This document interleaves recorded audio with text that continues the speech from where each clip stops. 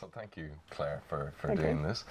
I came across you in EcoPro in Clough-Jordan earlier on was it, so where are we? We're in August now, so was that May, June? Yeah, sometime around then. Around then. Yeah. And I was instantly drawn to what it is that you do. So I'm wondering, could you, explain a little bit about CRNI? What is the vision? Okay. Yeah.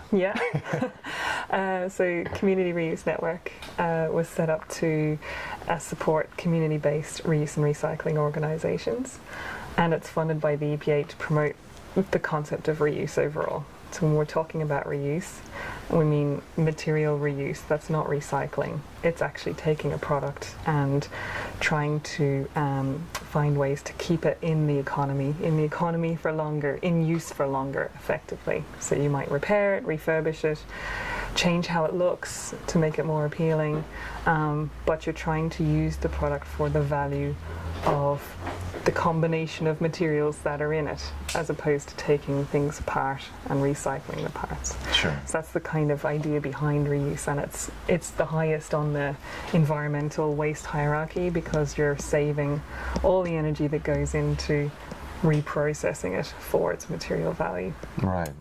Where it comes from is, I suppose, the understanding that there are limits to how many natural resources we can use, which really came from a book in the 70s called Limits to Growth, where they looked at all of the types of different materials that we extract, like metals and obviously plastics and all the huge range of metals that we use, and looked at how much was available in the ground, how much there is of these things, and how long it'll take for us to consume all of them.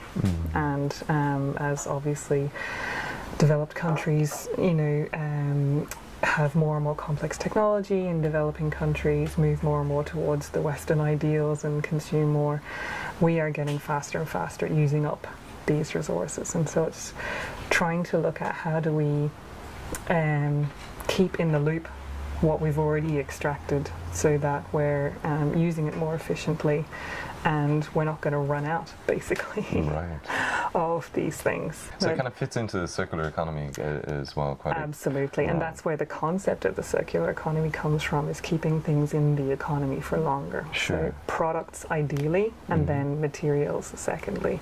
Amazing. And obviously then that factors into the community as well, and how people can get involved either from an employment level, or even indeed just stimulating the economy again with their own purchasing. So I suppose on the community side, a lot of reuse organisations now, what they do effectively is they take in donations of goods, find ways to do them up or repair them if they have to, and then sell them on. So it's a central resource exchange is what reuse organisations do. That's the kinds of members that we have. And most of them operate on a social enterprise model, which means they provide training and job opportunities to long-term unemployed or other disadvantaged groups, because the type of work you get in the reuse sector is a lot around manual labour. It's a lot around craft skills, like reupholstering furniture, repairing bicycles, things that maybe we're used to outsourcing. Remanufacturing is something that as a continent even we've outsourced a lot of, and what reuse does is bring a lot of those skills back and try to engage locally in remanufacturing, repair and so on. That's where it is at the moment anyway. Certainly in the long term, as resources become more scarce and we find it's more expensive to buy new, then it'll become possibly more commercial, but I think social enterprise will always have a role. Indeed. I'm just curious, because I know you mentioned there, at the moment people are drawn to the cheaper product rather than longevity or durability. Is that the primary challenge that you're facing, or is it something that you think, that, God, if we could get over this hurdle, it would just make life so much easier? There's lots of challenges, I suppose. One of them is perceptions around buying secondhand. So it's very well for all these reuse organisations to take in material, but at the end point there has to be a return of the material into the cycle. You have to sell it back. Yeah. And I think in Ireland, maybe we're still not really thinking about buying secondhand. Even the term secondhand comes with loads of connotations about fusty old charity shops, and that, you know, that is moving on a lot, and we need to change the perceptions around how people buy things. Yeah. In 2050, if we're really struggling with new resources and stuff, we need to be imagining, with all the European and local policy around environmental objectives and reuse of what we should be doing, Sure. we need to be buying like 50% of what we buy secondhand. We need to be leasing the rest of it. And maybe you only buy 10% of what you buy brand new. You know, it's a complete mind shift that we have to go through by that time. That's a long way off, and I don't want to scare people off either, but that's what the circular economy means. Yes. You know, it just means that that material hasn't been extracted just for you. It's been through 6 lives already, or that product has been through 6 hands already, and it's still going. So it's still what you need. Yes. You know. So. And I suppose to get a better idea, when we talk upcycling, what kind of things can be upcycled? Like if you take a typical house, what could we be looking at that are options? So upcycling is part of reuse. Reuse works on lots of levels. Everything from there's straight through reuse, what I call straight through, because I don't have a lot of terms for the different types of reuse, but you give a jumper to a charity shop and they sell it on to the next person, and there's nothing done to it in between. But then there's things that are broken, or things that are outmoded, that need repair, or that need to be done up so that they meet the consumer expectations of now, really. So you're kind of working against, basically reuse involves millions of products, and keeping them relevant to consumers is really difficult, because we're moving on with styles and trends all the time. So that's when you start going, okay, well, we need to upcycle this, so we need to actually do something to it to make it attractive and modern and interesting to consumers, because otherwise it joins the discarded pile. So that's when you go, well, what can I do with this piece of furniture? What can I do with these textiles? What can I do with this computer, even some IT equipment, to upgrade it? Computers are a good example, because you can take RAM and upgrade it. You can take batteries and replace them. You can easily upgrade them. It's not traditional upcycling, but you can do it up.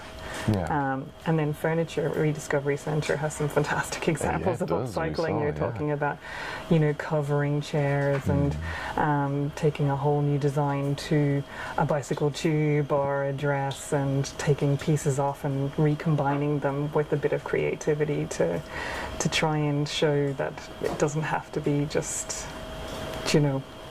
old. Or and even like what surprised me with the guys down in the Rediscover Centre was paint. Like for €30 membership, it's like 50 litres of paint that would have ordinarily been shipped off somewhere else in Europe, but it's accessible to, right? Yeah, that would have been discarded and probably burnt or buried, and that paint is still good. It's just that the person bought too much for the size of the wall they had, and it has to go somewhere, so they get rid of it. But that's a consumer good to me. That's a thing you buy all the time. It's not something that needs to be beautified or done up to be attractive. It's something that is mainstream product that is so rarely reused, and yet it can be, of course. So like, say for example, though, but there was a big surprise for me. I mean, this whole area is still relatively new to me. I'm just discovering it, and ergo chatting with you. So if people wanted to discover or know more, what can be upcycles, so they look at a fridge and say, God, I need a new fridge. Is it possible? Or a mattress or whatever it might be. Is there somewhere that they can go to? Is that where the network comes into play? Yeah, well, we're trying to give people, be a central point for information. So we're doing up our website now, and we'll try and have on that places where you can take items you don't want anymore. Or places where you can source things that you need. There are a huge number of places, that everything from, like I said, adverts in Dundeal where people are selling things, so through to, of course, charity shops, which are in every village around the country, through to specific reuse centres, which are less distributed perhaps around the country. Sure. So we will definitely try and provide links to people, but you find there are these exchanges, informal exchanges everywhere. Facebook has hundreds of them. Right. I'm on so many Facebook exchange pages where you want, I don't know, to find second-hand designer clothes. Where do you go? Well, there's a Facebook page for that, and there's a few vintage shops around, and there's a designer shop in a consignment shop in Sandymount. At the moment, it's still very much, you have to be looking for it to find it. So there are both, but you're right. I mean, finding a central way to inform people about that sharing and all that is difficult. I know, right. And it's something like there are a whole page again on Facebook dedicated to exchanges of information about what do you do with an old frying pan when it's gone? Can I reuse it? Make a picture frame. To make a picture frame, put it in the garden tends to be the response. Exactly, Find something. I mean, my garden's full of junk now at this stage. But there are people that like to share that kind of thing. It's a challenge as well. So, and I suppose just for a little bit of fun. Okay. I didn't do fun. We'll get it out here. Serious business. Everything can be fun, even the serious. So, right. I want to put yourself into a little bit of an image here. You're just about to embark yourself on a journey. We are in the journey here, so it's a running theme. Yes. Yeah, okay. You don't know when you're going to return. Mm-hmm. You don't even know where you're going. You're just like saying, you know what? Time for an adventure, and off you go. I want to know, firstly, what book would you bring? Is there one that comes to mind? Something that... It's kind of dorky. It's spontaneous. Well, we have a massive bookshelf at home full of stuff I really want to read. Yeah. And I just don't get time to do it. So my first thought is, if I have a big long journey, I'd like to read some of those books. So I'm going to take the biggest book we have on the bookshelf,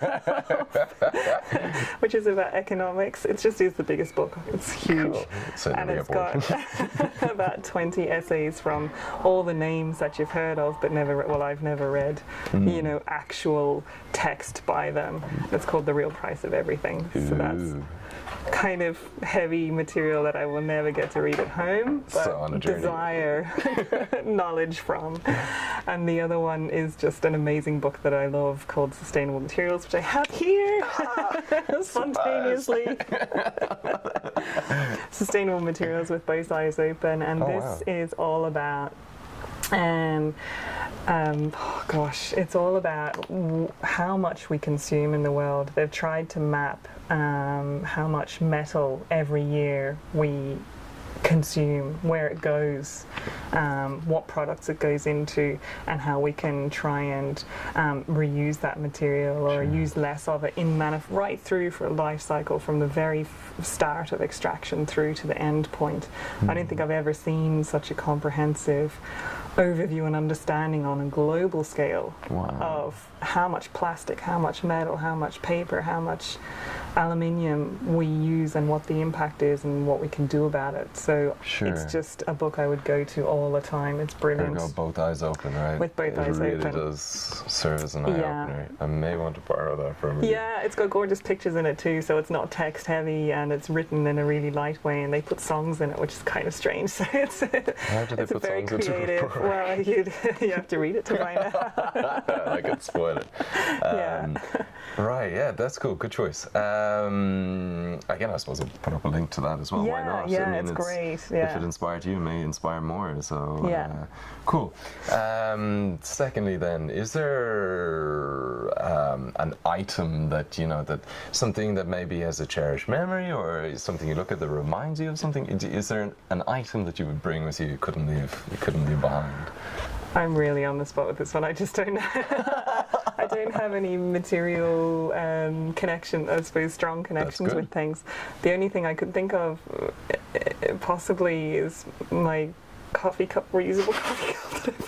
If if there's coffee on the way that I can maybe. And you beg for change as well. Because I hate getting cups, yeah. And then my family, obviously you'd want to bring people with you because they're not items. Okay, fine. I don't know what, like you can get anything anywhere really, I suppose, at the end of the day. Nature provides for the best part of it. But I suppose, yeah, some of us have this kind of little, you know, when we kind of get lost in the world and we say, I just need to bring myself back down, ground yourself again, and then you go, oh yeah, this is the stone that, you know, I picked up when I was, I don't know. But anyway, I like it. Coffee cup. Okay. It's good enough and versatile. Okay. It holds water too, not just coffee. My mum would kill me for that because she'd always bring photo albums. She said, if your house is burning down, rescue the photo albums. Really? And I like my photos are all in a box apart from one album, so go away. I'm not going to run out with that. Jeez, do you know what I bring? Have you ever heard Calvin and Hobbes? Oh yeah. I have a kind of a memorabilia type of collector's edition of all the Calvin and Hobbes.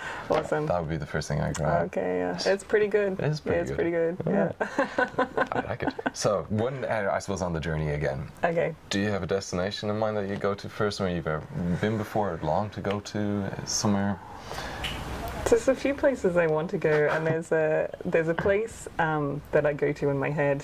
A lot, which is a childhood memory place. Cool. Okay. Called Magnetic Island, just off Townsville, which is where I grew up. Wow. And it's a tropical island, but it's very low key. It's not a resort or anything. It's just a shambles kind of overgrown island that people live on, and it has amazing beaches, and I go there in my mind a lot when I need sunshine. Oh, I well imagine. Yeah.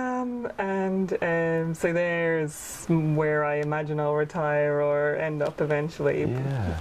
I don't know if that's realistic, but and I suppose converting that journey to life's journey itself, how did you get from that island to where you are now? I mean, did you, okay, big questions, short amount of time. Let me be more specific then. I mean, what did you study in university? Was it there that this started? Was there a turning point when you said, no, now's the time I need to look into this more? I knew I wanted to do work in the environmental space in high school, and I was advised to do engineering, so I did that. And I heard environmental engineering wasn't at the time a well understood degree to have, so I did process engineering or chemical engineering. Which involved kind of as these things evolve. After high school, I did a year in France on an exchange, and then when I went to university, they took an exchange student from France, and then they went, oh, we have to send someone now to France. Does anyone here speak French? And I went, well, I speak French. And they had an environmental specialty, which I wanted to do as part of the course. So I ended up in France, and then I met my husband-to-be, who was Irish. And so I mucked around for all that stuff. Yeah, I brought him back to Australia. We came here for a year, and now I'm here 13 years. 13 years. Yeah, but Ireland is, I mean, it's special for lots of reasons, but as working in the environmental space, you know, you have all these European directives that are very forward-thinking, and you know, that aren't there in Australia driving the environmental agenda. It has different kind of environmental agendas in Australia, but here, you know, you're really driven by Europe, and yet it's a small country, so you can easily meet people, policymakers, and you know, Ireland, everyone knows everyone, so you get to meet so many interesting people and amazing projects that are happening that it's just kept me here, you know. And I was working in the waste sector, but always looking to work in this space that I'm in now, in reuse. How do you find a job in this area is quite difficult, but then this position came up to promote reuse, and it's fantastic. Yeah, it's just wonderful. Yeah. I like what you said there, and I, you know, that throughout my life I would have travelled a great deal, and I always found myself back here for the same reason as this. It's, you know, yes, we're part of Europe, but it's small enough to have its own autonomy. It can create its own direction rather easily. It's almost like a large community of sorts. It is very much a large community, yeah, absolutely. And yet, you know, Europe is very close as well, Sure. so you've always got access to all these amazing places that, of course, you never go to because just Yeah, live your life. And, indeed. yeah, I probably don't travel enough, but yeah. Well, listen, I'd you like to travel a lot. I have here, yeah. Amazing. Yeah. And I just quickly come back to the individuals. I suppose a lot of people, and then I include very much myself in this, that sense of macro futility. Fantastic word. I love it. Because you know we're all we are is exposed to the macro side of things. We just feel utterly helpless. But like you would say, you know, that's absolutely the opposite is true. Yeah, we can absolutely do a lot here. I hear that even in terms of, you know, product design, and people say, well, how can we possibly influence product design? Everything's made in China. And you go, well, actually, there's a lot of companies sitting around designing things in Ireland. Of course we can influence it. You know, you just have to try. Start the conversation, if you like, and demonstrate through what you're doing all the time that's possible too. I think the important thing for people who haven't thought much about reuse is just testing it out. It's doing a pilot, it's taking a pledge, like we're going to run this pledge thing in October. What does it feel like for a week to bring your own coffee cup with you? Do you know, what does it feel like for a month to buy nothing new, to only buy second-hand? So you need a new toaster and you find a second-hand one. You need a new jumper and you find a second-hand one. You know, it's to experiment a little bit with it. Reuse isn't that foreign a concept to us. We do it all the time with cars. Yes, we do it all the time with some high-value stuff. It's just the everyday stuff is and in the past as well, maybe only a couple of generations ago, not too long ago, it was very much a part of our everyday life as well. It's just returning to that, right? Yeah, talk to your grandma. Yeah, right, indeed. Or granddad, yeah, absolutely. Cool. Okay, so I suppose, as an individual at home with a family, not a lot of time in their hands, and they still have that sense of, God, I wish there was something I could do, but I don't want it to be overly complex. I don't want it to have to, you know, go too deeply into it, or I just want to see, is there something I can do in my own home? You know, that would be the advice you would give. You just say, just test it out. There's huge amounts you can do. Even things like cloth nappies, you know, in families, they're certainly perceived as the terry toweling, you know, washing on the, what's that called, washboard kind of immense amounts of time and work, but they're just not. The modern ones are made to be very easy to use, and they throw in the washing machine and out they come, and then you use them again. So it's just taking a little leap, which is hard to do, but it doesn't have to be more time, and it certainly isn't more money to reuse. I suppose that's it really. I mean, there's a lot of options there. We don't necessarily know that they're there because we're exposed to just, you know, the mass brands and their marketing. We think that's their only choice, but you know, really there are options like what you and your members provide that I suppose I wasn't even aware of until a couple of months ago, and that's why we're meeting. So it's just to slowly build that level of understanding, and it's accessible. It's a long process. I mean, I've been even, you know, educated over a long period of time, or learning over a long period of time about this. So, do you know, I can do a buy nothing new year now because I know where to get everything. But it's harder if you're just coming into it now. But there are plenty of resources. There's lots of people chatting online about it. So you know, you can find out almost anything now. Cool. Right. One last question I'll throw in as well. Was there any key influencers in your life, you know, or you know, a professor in university, parents, or was it somebody that, or was it just something that came from your own core? I'm not sure. I guess my parents always did compost and recycle and that at home. My husband's very encouraging, and you know, just the kind of saying now I've been using for the last few years is just grab the bear and then figure out how to skin it. You know? It's kind of just grasp the nettle and then worry about what the next step is. And you have no choice at that point. Yeah. Oh, right. It's not always good advice. That particular one, I wouldn't recommend it for every application, but certainly what it does is make you take that little leap that I was talking about. Just overcome your mental barriers. Sure. So I'd put him in there for that reason. And admittedly, that's kind of what I'm doing right now, because this is the first meeting in the journey, and it's like so many times I've been thinking, and it's just like concept after concept, and you're like, you know what? No, just jump on the bear and figure out how to skin it. I love it. It's a good one. Indeed it is. So, well, listen, Claire, thank you so much. It's really cool. Pleasure. Yeah. And good luck in October. And I know I'll bump into you again. I mean, it just it's, at the moment it's a small circle, but it'll get bigger. It will. We'll keep journeying and crossing paths. Yeah. Thank you so much. Thank you. Awesome. Brilliant. Cool.